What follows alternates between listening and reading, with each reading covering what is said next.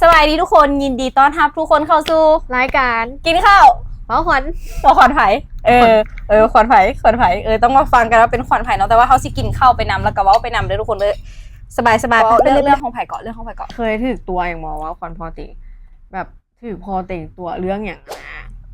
ก็เคยถึกตัวประจำตอนอย่างน้อยเนาะพอสิมักพาไป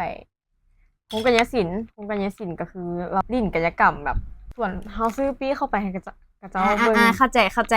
มันจะมีเขาเจ้าไตเสื้อกแล้วก็โปรยตัวลงมาอากาศมีลิงคิวทีบโยนบ้วงมันกันโยนตัวห้าไปห้ามา3อันนะเห็นหมอกระเจ้าลิ้นเนี่ยพ่นไฟนะพ่นไฟด้วยความยังน้อยเนาะประมาณ 6-7 ถามเพราะว่าเอาพอเอาปะเนาะสิเอิ้นพอว่าปะกระเจ้าบ่ฮ้อนว่ะมันเป็นไฟเย็นนะน้องคิดไปจังไหนไฟเย็นคิดว่ามันจะเป็นแสงสีฟ้า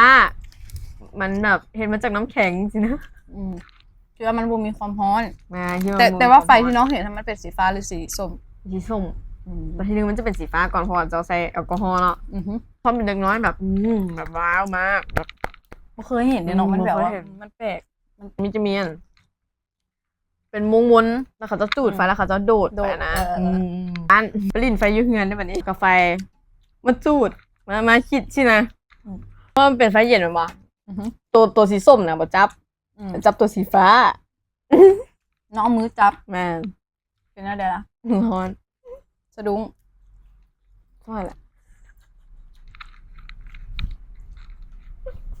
มันจบเลยพี่แข่ง